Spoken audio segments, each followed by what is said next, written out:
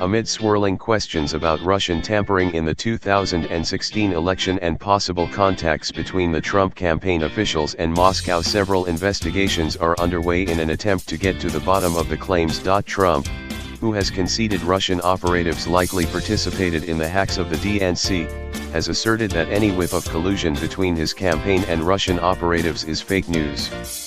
Look, how many times do I have to answer this question? Russia is a ruse, the president said at a press conference last month. I have nothing to do with Russia. I told you, I have no deals there, I have no anything.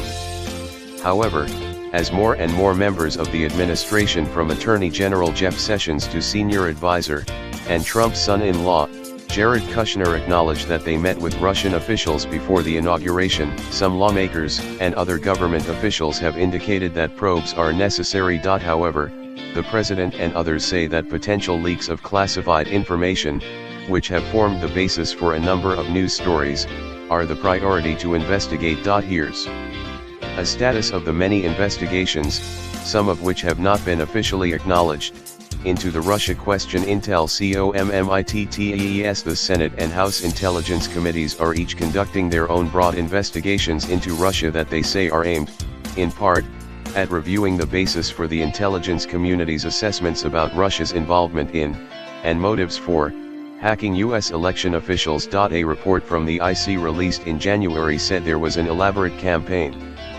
involving covert and overt operations, directed by Vladimir Putin, to influence the American election.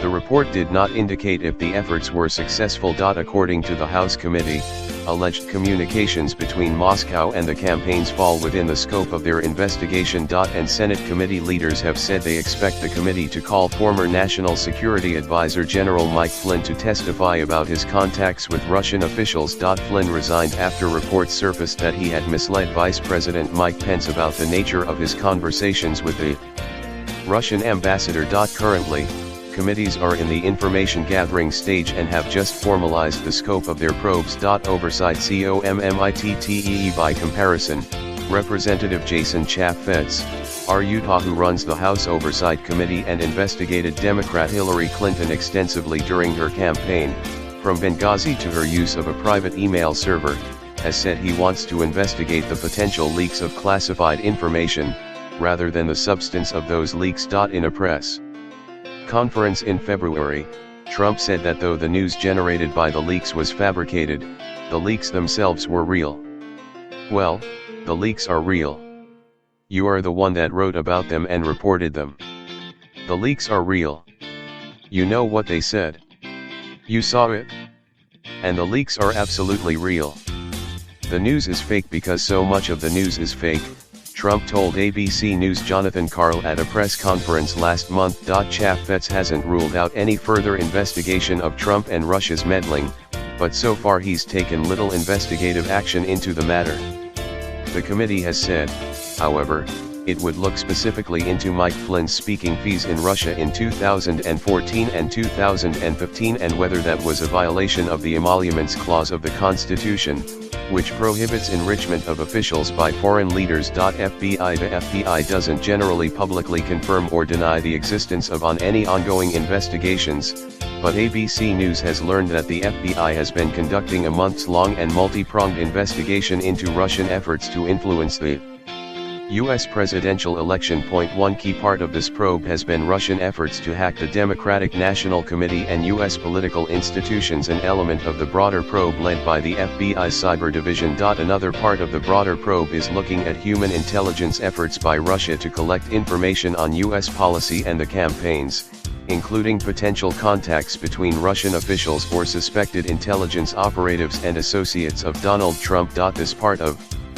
the probe is being led by the FBI's Counterintelligence Division, which has poured through intercepted communications, business records, financial records, and other relevant documents. Sources say the probe has uncovered multiple instances of contact between Russian operatives and Trump associates last year, but it's unclear exactly who was party to these communications or how closely the Trump associates are linked to the now president. On March 2, FBI Director James Comey privately briefed members of the House Intelligence Committee on the status of his investigation.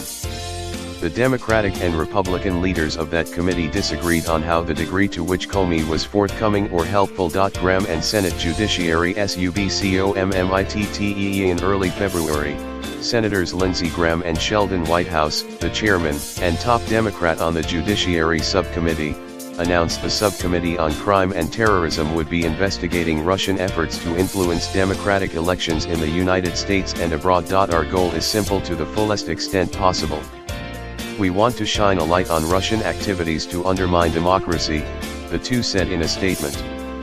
While some of our efforts will have to be held behind closed doors due to security concerns, we also hope to have an open discussion before the American people about Russia's strategies to undermine democracy.